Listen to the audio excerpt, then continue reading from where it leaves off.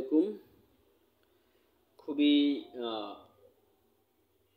খুবই বাজে একটা সময়ের মধ্যে দিয়ে যাচ্ছে আমাদের দেশ, পুরো জাতি। আমরা একেবারেই একটা বিপর্যিত অবস্থায় আছি যে আসলে কি আমরা কেউ জানি না কি হবে। আর লাস্ট কদিন ধরে যা হয়েছে তা আসলে মেনে নেওয়ার মতো না, এবং এমন একটা পর্যায়ে তৈরি হয়েছে এখানে, কি বলবো। সো আমি আসলে একটু আজকের নিউজগুলোতে চোখ বোলাতে চাচ্ছি যে আসলে বর্তমান পরিস্থিতি কোথায় আছে। আমরা জানি যে কোটা আন্দোলন থেকে শুরু হয়েছিল ছাত্রদের বৈষম্য বিরোধী আন্দোলন। তারপর ধীরে ধীরে এই আন্দোলন আসলে যৌক্তিক একটা আন্দোলন ছিল, এবং খুবই আহ, শান্তিপ্রিয় একটা আন্দোলন ছিল। কিন্তু হঠাৎ করে সেই শান্তিপ্রিয় আন্দোলনটা অশান্ত হয়ে গেল এবং পুরো দেশ একটা ম্যাসিভ ম্যাসাকারে পরিণত হলো। এবং সেখানে সরকারের যে ভূমিকা এবং সরকার দলীয় মানুষের যে ভূমিকা আমরা দেখলাম, সেটা খুবই ন্যাক্কারজনক, নিকৃষ্টজনক, এবং ইতিহাসে এমন জঘন্যতম ঘটনা আমরা আসলে দেখিনি। আমরা এর এর মধ্যেই আমরা অনেকগুলো ভাই হারিয়েছি, ছোট ভাই হারিয়েছি, বাবা হারিয়েছি, অনেকের সন্তান হারিয়েছি, অনেকের পরিবারের অনেককেই আমরা হারাচ্ছি প্রতিনিয়ত। তার মধ্যে দমন পীড়ন তো চলছেই, এবং সরকারের যে দৃষ্টিভঙ্গি দেখছি তাতে আসলে এটাকে ভাষায় কি বলে, এখন ছাত্রদের যে দাবি ছিল সেটা তো কোটা আন্দোলন থেকে শুরু হয়েছিল যে কোটা সংস্কার করা চাই। সরকার কোটা সংস্কার করতে করতে অনেক দেরি করে ফেললো, এবং সেখানে অনেকগুলো জীবন চলে গেল, তরতাজা জীবন চলে গেল। আমরা বুদ্ধিজীবী শ্রেণী থেকে শুরু করে দেশের আপামর জনসাধারণ চাচ্ছিলাম যে আর একটি প্রাণও যেন না যায়, একটি প্রাণও যেন না ঝরে যায়। তার মধ্যে সরকারের যে ভূমিকা, সরকার দলীয় মানুষের যে ভূমিকা, এবং আমাদের প্রশাসনের যে ভূমিকা আমরা দেখছি এখন পর্যন্ত, তাতে আসলে আমরা হতাশ, পুরো জাতি হতাশ। আজ পুরো জাতি এবং দেশ আসলে কি বলবো, ন্যায়ের পক্ষে, যুক্তির পক্ষে এবং অন্যায়ের বিরুদ্ধে রুখে দাঁড়িয়েছে। সো চলুন দেখে আসি যে আজকের আসলে সারা দেশের পরিস্থিতি কি। যেভাবে আমাদের আমাদের ভাই বোনদের মৃত্যু হয়েছে, যেভাবে শিক্ষার্থীর মৃত্যুর প্রতিবাদে ভিকারুননিসার ছাত্রীদের দেয়াল লিখন, বিচারে পুলিশ গুলি করেছে, সেটার প্রতিবাদে যদি আমরা না নামি, শুধু এইটুকুই দেয়াল চিত্র যদি না করি, এটা এই পর্যন্তই আছে। এর থেকে আন্দোলনে যাওয়ার মতো এই বয়সে মানে যতটা পারমিশন পাইনি, এইটুকু যদি না করতে পারি তাহলে তো সারা জীবন একটা মানে কি বলবো দায়বদ্ধতার মধ্যে পড়ে যাব। আসলে এই দায়বদ্ধতাটা কার? এই যে এই হত্যা বা এই অরাজকতা, এই নারকীয়তা, এর সুষ্ঠু বিচার, সুষ্ঠু তদন্ত কি হবে আদৌ? কেন বছরেও চিন্তা করতে পারি না? এই মার কথাগুলো একটু শুনুন। বন্ধ করে থাকলে আমার তোমারও বন্ধ হয়ে আসতেছে। মুক্ত বাতাসে আমি আসছি দম নিতে এবং মরতে, সোজা কথা। আর আমি আরো জানাইতেছি, এই শেখ হাসিনা আমাদের এই কয়েকটা বছর কি যন্ত্রণা নিপরণের মধ্যে রাখছে, উনি হয়তো বুঝেন নাই। কারণ উনি তো যে জায়গায় বসে আছে ওখানে থেকে বুঝার কথা না। আমি একটা ডিম খেতে পারি না, আমি একটা ডাব খেতে পারি না। আমি যেখানে 1 বছর আগে 2টা করে ডাব খাইতাম, এখন আমি মাসে কেন বছরেও চিন্তা করতে পারি না। আমি আমার মেয়েকে একটা ডিম খাওয়াইতে এখন 10 বার চিন্তা করি। এটা বলতে হাঁপাইয়া গেছি। যখন যখন বুকে একদম বন্ধ হয়ে আসছে, তখন আমি এখানে আসছি। একদম আমি জানি আজকে মরবো, আমি একদম কালেমা পড়ে আসছি। কেন আসছি জানেন? বেঁচে থাকার তাগিদে। এখন তো আমি বাঁচতে পারতেছি না, কারণ ঘরে দম বন্ধ করে থাকলে আমার এখন কিন্তু একদম আপামর জনসাধারণ আসলে নেমে আসতেছে, এমন এমন একটা সিচুয়েশনে আমরা আছি। সর্বস্তরের জনগণকে রাজপথে নেমে আসার আহ্বান। এদেশ, এই জাতি, এই জাতির সার্বভৌমত্ব দেশের মাটির সাথে বেইমানি করবে। আমি মনে করি সর্বস্তরের জনগণ আজকে রাজপথে নেমে আসা উচিত। কোনো স্বৈরাচারের কাছে বিচার চাওয়া যায় না। বিচার চাইতে হলে তাকে পদ থেকে নেমে আসতে হবে এবং একটি নির্দলীয় নিরপেক্ষ। আমরা প্রথমে দেখলাম যে আসলে শুধুমাত্র ছাত্ররাই কিন্তু এই যে, তারপরে ধীরে ধীরে সেখানে বুদ্ধিজীবী মহল, শিল্পী মহল, এখন দেখছি ডাক্তার শ্রেণীরা বা দেশের সুশীল সমাজ কিন্তু রাজপথে নেমে এসেছে। বিচার প্রক্রিয়ার মাধ্যমে সকল খুনির বিচার করতে হবে, সকল খুনিকে প্রকাশ্যে বিচার। ওরা যেভাবে দল মত নির্বিশেষে মানুষের মুখ স্তব্ধ করে দেওয়ার জন্য নির্বাহী আদেশে বিভিন্ন দলকে বাতিল করছে, তাদের নিবন্ধন বন্ধ করে দেয়, তাদের সমাজ, এই সচেতন সমাজের সোচ্চার কণ্ঠ, সোচ্চার অভিমত সকল কিছু এক হয়ে একটা সঠিক সুন্দর সমাধান আমরা চাইব। নিশ্চয়ই প্রতিটি আসলে এটি কাম্য ছিল আমাদের পুরো জাতির, যে যা হয়েছে প্রথম দিক থেকে একদম একদম শুরুতে যখন ম্যাসিভ এই অরাজকতাটা তৈরি হয়নি, তখন কিন্তু একটা সুষ্ঠু সমাধানের কিন্তু একটা অবস্থা ছিল, কিন্তু আমরা সেই পন্থাটাকে এমন হার্ডলি দেখলাম শুধুমাত্র নাশকতা নাশকতার বিরুদ্ধে। হ্যাঁ, সেদিন যেটা হয়েছে, ভাঙচুর হয়েছে, সরকারি অনেক অনেক কিছু নষ্ট হয়েছে, আসলে সেটা সুষ্ঠু তদন্ত কিন্তু হতে পারত, বা সুষ্ঠু তদন্তের জন্য যেভাবে যা করা যায় ফুটেজ দেখে বা ইয়ে করে, কিন্তু তার নামে যে ছাত্রদের যেভাবে নির্বিচারে ধরা হয়েছে সেটা অমানবিক।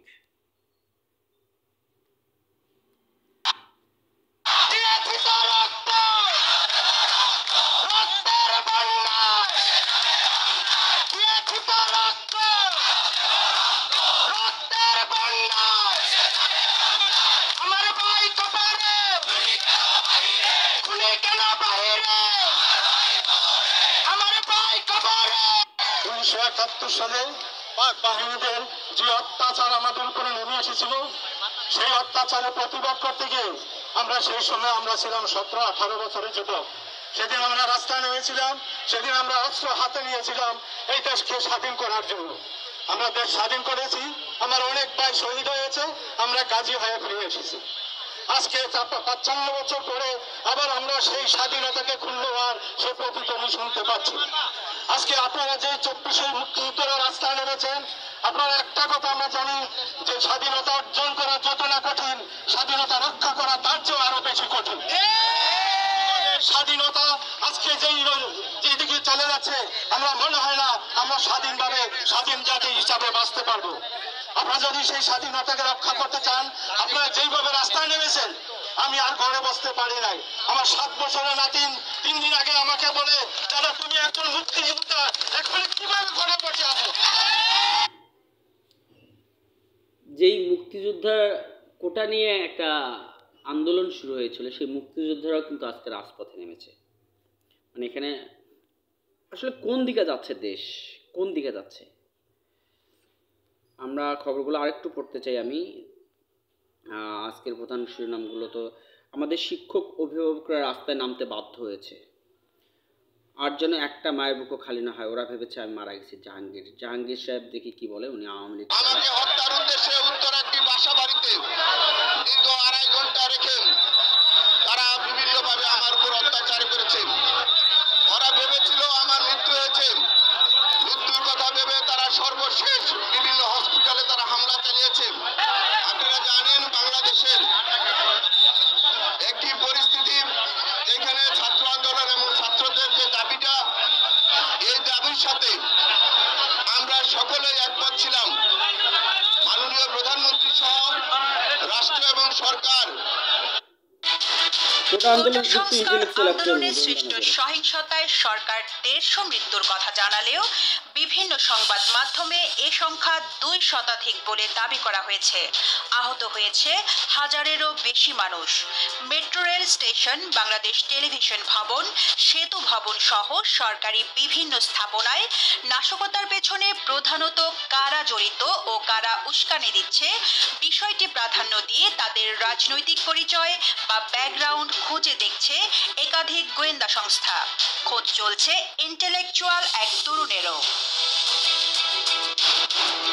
স্বরাষ্ট্রমন্ত্রী আসাদুজ্জামান খান কামাল এ বিষয়ে বলেন, হতে থাকায় গোয়েন্দা সূত্রটি ওই তরুণের নাম ও পরিচয় জানাতে অনিচ্ছা প্রকাশ করেছে। পরে কোটা সংস্কার আন্দোলনে যুক্ত ও বিভিন্ন ছাত্র সংগঠনের নেতাদের সঙ্গে আলাপকালে এ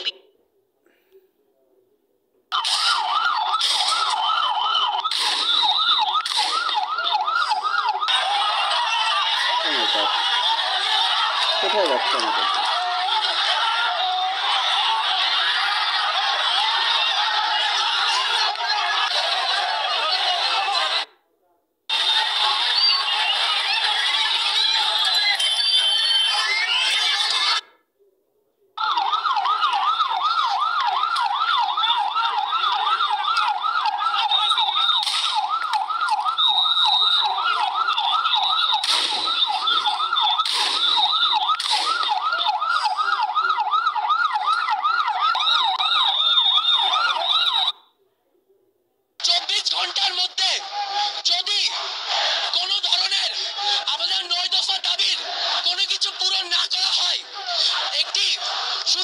দেশ গঠন করে না দেওয়া হয়, সারা দেশে প্রতিটা জায়গা থেকে আমরা অসহযোগ আন্দোলনের ডাক দিয়েছি। আরো কঠিন কর্মসূচি ডাক দিব ইনশাআল্লাহ। রামপুরা সেকশন এবং শহীদ মিনার সেকশন এই দুইটা অংশে বিভক্ত করা হয়েছে সারা দেশকে। তো আমরা রামপুরা অংশে রয়েছি, যদি এরপরে কেউ যাইতে চায় শহীদ মিনারে তাহলে যাবে। এখানে কয়েকটা ভূমিকা কথা বলে রাখি। আজকে আমাদের এখানে বিক্ষোভ সমাবেশের মূল উদ্দেশ্য কি? আমরা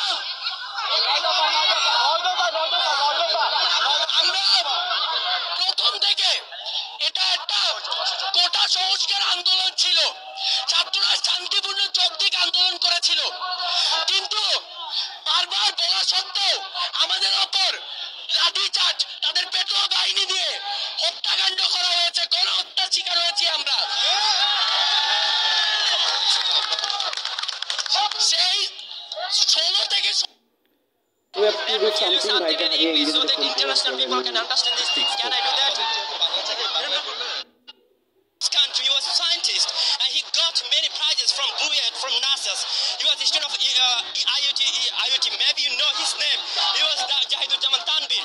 And if you look at my family members, you know that all and everybody with me, my parents, my grandparents, they are almost die. We have nothing left right this moment. We have to do something.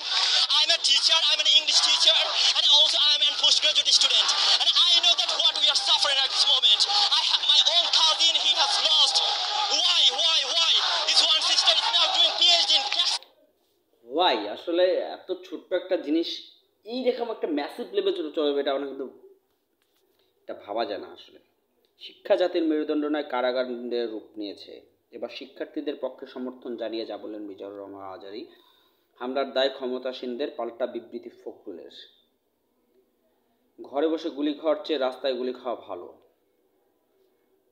হয় jail নয়তো খুন, এই তো মারা গেলে যাবো, জেলে গেলে যাবো, জেল তো আমাদের জন্য। ঘরে বসেও যদি গুলি খেয়ে মারা যাইতে পারে তো রাস্তায় গুলি খাই, রাস্তায় মারা যাই। এটা হচ্ছে আমাদের সবচেয়ে বড় আফসোস এবং সবচেয়ে বড় লজ্জা যে এবার নিজের দেশের মানুষ আমাদেরকে মারতেছে। আমরা কোনো রাজনৈতিক দলের আগেও আমরা একজন ছাত্র, আমরা একজন ছাত্রী। আমাদের যে ভাই বোনেরা মারা গিয়েছে বা যারা নৈপথ্যে রাস্তাতে খুন হয়েছে, যাদেরকে বিনা কারণে আমাদের জন্য যারা যুদ্ধ করতে এসেছে, আমরা আসলে তাদের পক্ষ নিয়ে এসেছি। এটাই হচ্ছে আমাদের সবচেয়ে বড় কথা যে 1971 সালে আমরা তাও একটা সান্ত্বনা দিতে পারছি যে অন্য একটা দেশের সাথে আমাদের যুদ্ধ, কিন্তু এবার আমরা সান্ত্বনা দেওয়ার কোনো ভাষাই পাচ্ছি না, কারণ আমরা নিজের দেশের সাথে এবার আমাদের যুদ্ধ লাগছে। এটা হচ্ছে আমাদের সবচেয়ে বড় আফসোস এবং সবচেয়ে বড় লজ্জা যে এবার নিজের দেশের মানুষ আমাদেরকে মারতেছে। চট্টগ্রামে বৃষ্টি উপেক্ষা করে সড়কে শিক্ষার্থীরা, এটা 4 ঘন্টা আগের নিউজ, এটা হচ্ছে জাগো নিউজ। সব জায়গাতে আসলে বিক্ষোভ চলতেছে। মুহুর্মুহুর স্লোগানে প্রকম্পিত মিরপুর 10।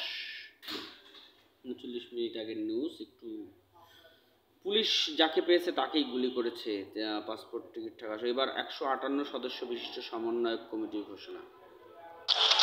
বৈষম্য বিরোধী ছাত্র আন্দোলনের 158 সদস্য বিশিষ্ট নতুন সমন্বয়ক কমিটি দিয়েছেন সমন্বয়করা। শনিবার সমন্বয়ক রিফাত রশিদ এক ফেসবুক বার্তায় এই কমিটি প্রকাশ করেন।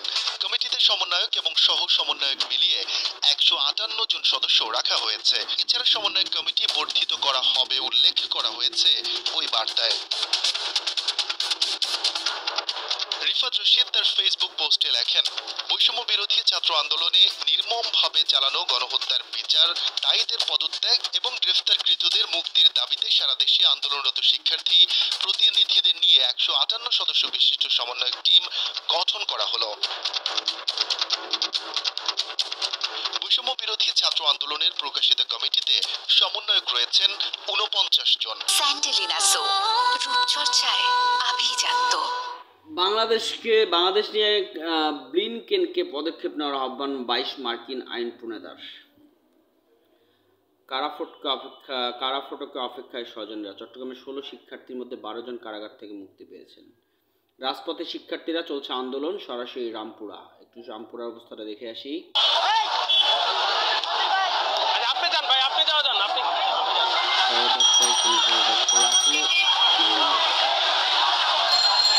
আমরা যারা রাজনীতি করি না, রাজনীতি বুঝি না, যারা একদমই সাধারণ মানুষ যারা আসলে এই পলিটিশিয়ানদের ধারে বসে না, কিন্তু তারা আসলে আমাদের কিন্তু একটাই দাবি ছিল যে না আর যেন একটু টানো কিন্তু লাগানো না, আর যেন একটু টানো না যায়, কিন্তু আসলে সেটা কোনোভাবেই যেন বন্ধ হচ্ছে না।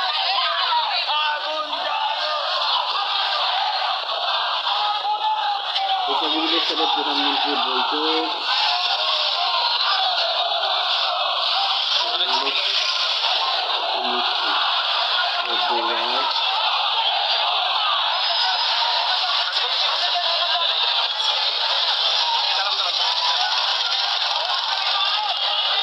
সবকিছু মিলায় আবার উত্তপ্ত মিরপুর 10।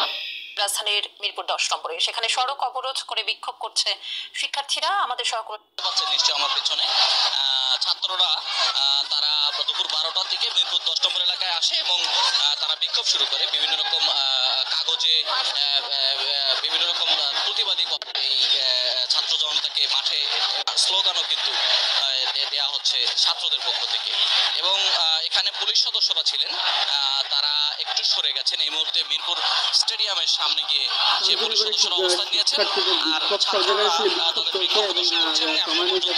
এই বিক্ষোভটি শান্তিপূর্ণই রয়েছে। তবে কোটা সংস্কার আন্দোলনকারীদের জন্য গণভবনের দরজা খুললেন প্রধানমন্ত্রী শেখ হাসিনা। তিনি বলেছেন সংঘাতময় আন্দোলনকারীদের কথা শুনতে চান তিনি। সকালে গণভবনে এক বৈঠক থেকে এই আহ্বান জানান প্রধানমন্ত্রী। বেলা 12টার পর এটা এত দেরি কেন? আরো আগে এটাকে আরো আগে হতে পারতো না?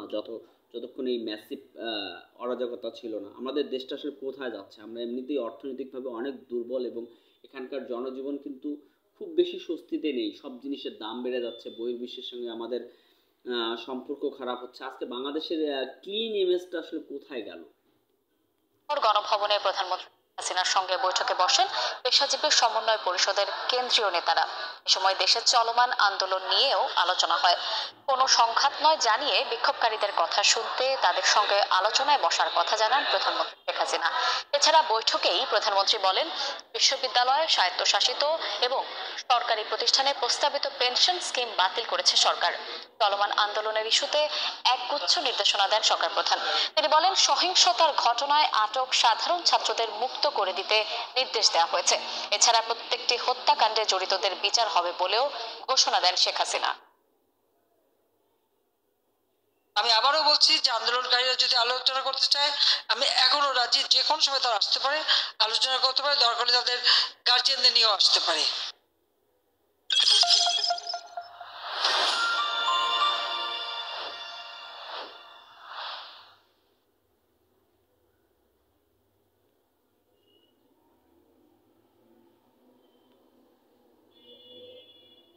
অনির্দিষ্টকালের জন্য বন্ধ 10 মিনিট স্কুল, বন্ধ লাইভ ও অফলাইন ক্লাস।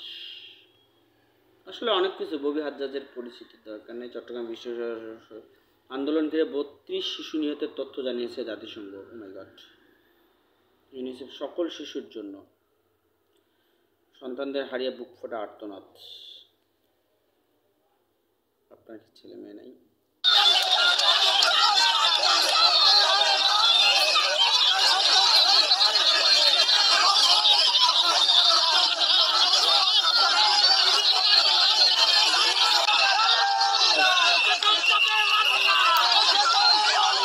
আচ্ছা, এই সিচুয়েশনে আসলে পুলিশটা কোথায় গেল? পুলিশের অবস্থানটা কোথায় এবং পুলিশদেরকে জনগণ কিভাবে দেখছে?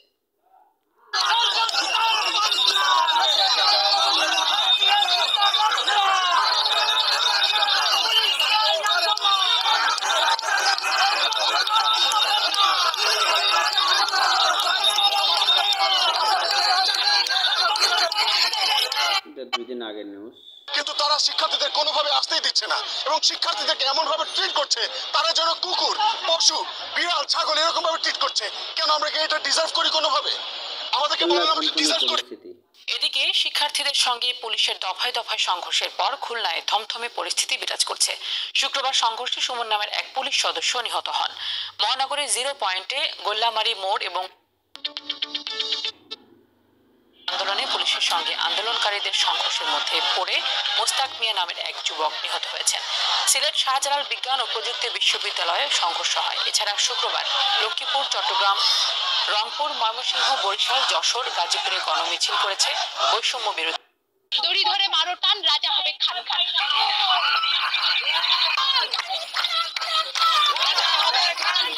আজকে আমরা জাহাঙ্গীরনগর বিশ্ববিদ্যালয়ের শিক্ষার্থীরা, শিক্ষকরা এবং ড্যাফোডিল বিশ্ববিদ্যালয়ের যে শিক্ষকরা তারা আমাদের সাথে যুক্ত হয়েছেন প্রতিবাদী গানের মিছিলে। এখানে আমরা গানের মিছিল, আমাদের যে শহীদ মিনার রয়েছে শহীদ মিনার থেকে আমরা যে আমাদের শহীদদের উদ্দেশ্যে আরেকটা স্মৃতিস্তম্ভ করেছিলাম সেই স্মৃতিস্তম্ভ পর্যন্ত একটা গানের মিছিল করেছি এবং এখানে কিছুক্ষণ আগে একটা পারফর্মিং আর্ট হয়েছে। জানেন যে সেই নাটকটার মধ্যে আমরা চেষ্টা করেছি তুলে আনার যে যারা প্রতিবাদ, তরুণ যুবক রয়েছে, বাংলাদেশের নাগরিক রয়েছে যারা প্রতিবাদ করতে চান। কুমিল্লার বিক্ষোভে বাধা, গুলিবিদ্ধ 2। কুমিল্লায় 9 মিনিট আগের নিউজ। কুমিল্লা একজন একটু কম না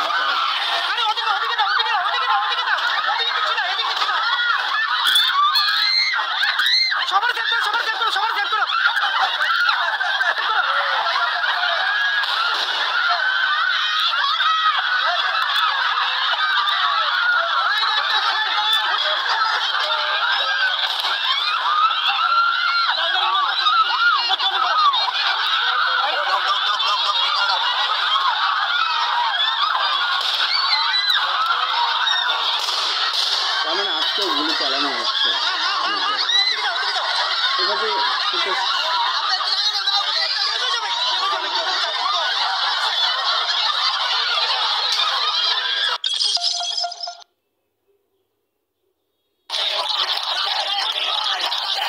কুমিল্লায় বিক্ষোভ ও গণমিছিল শুরু করেছেন সাধারণ শিক্ষার্থীরা। শনিবার সকালে কুমিল্লা জেলা স্কুলের সামনে থেকে শুরু হয় এই মিছিল।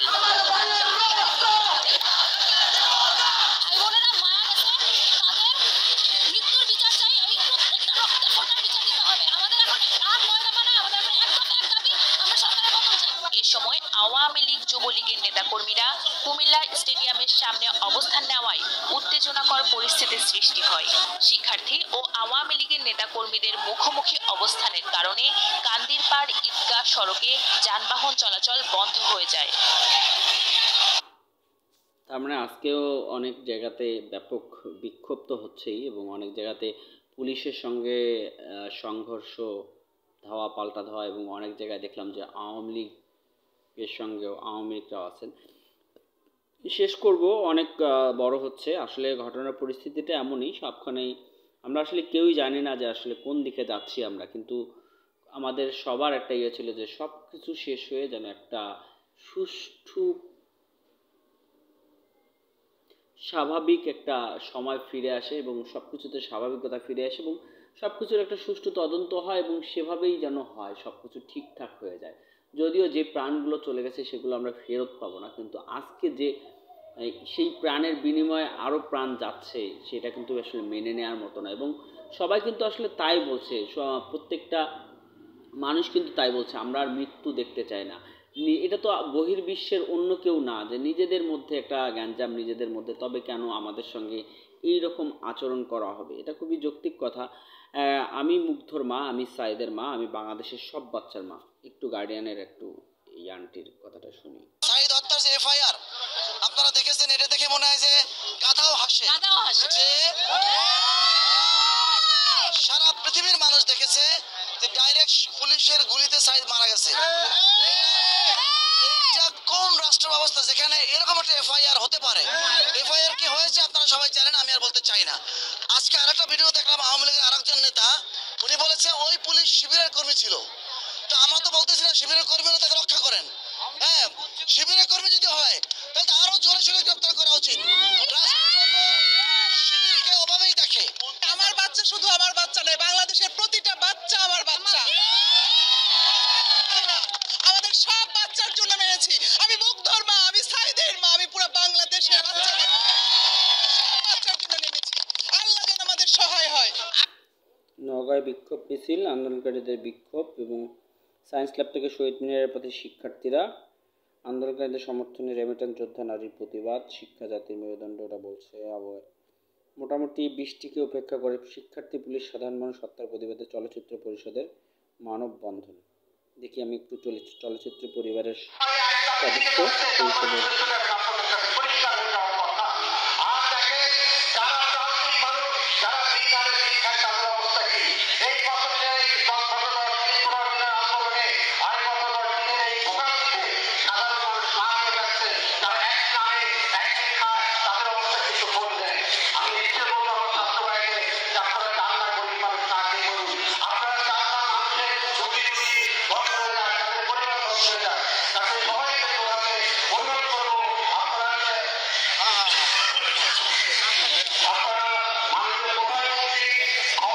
অনি হাসানের একটা গান আসছে রক্ত গরম। অনি হাসানের গানটা শুনে শেষ করতে চাই আজকের প্রধান খবরের।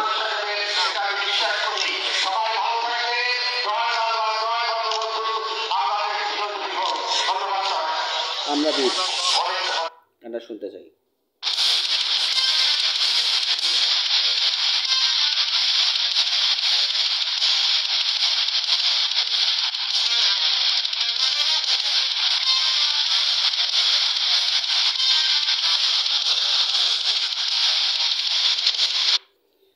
গানটি ভোকাল কাজী জাওয়াত, তারপর guitar and composition Oni Hasan, lyrics Sajjad Kabir and Kazi Jawad, audio production studio Chanachur by Toukir Tajmul Bidrohi, created by Toukir Tajmul, visual effect Alchemist, lyric English subtitle Marufa Mridha. যুদ্ধ লিরিকটা, যুদ্ধ এবার থেমে যাবে না, মোরা হয়েছি ঘর ছাড়া, মানি না তোদের ওই খণ্ড চেতনা, আগুন নিয়ে আর খেলো না, জন্মেছি এক পতাকা তলে স্বাধীন, এবার বিভেদ করো না। চলো শুনি।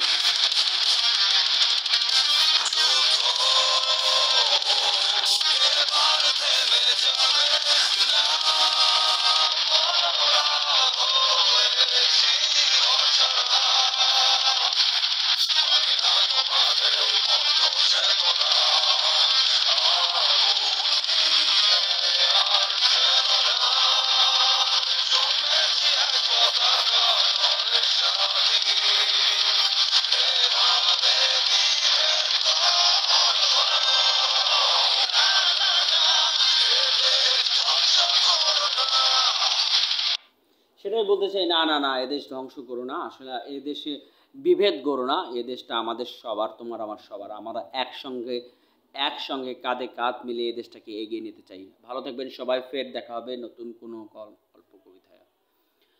তবে একটাই কথা, যেন আমাদের এই দ্বন্দ্ব খুব তাড়াতাড়ি শেষ হয় এবং আমরা স্বাভাবিক জীবনে ফিরে আসি, এবং এর একটাই প্রার্থনা, এর জন্য একটা সুষ্ঠু সমাধান হয়। আর কোনো জীবন নিয়ে আর কোনো রক্তের হোলি খেলা চাই না। আল্লাহ হাফেজ।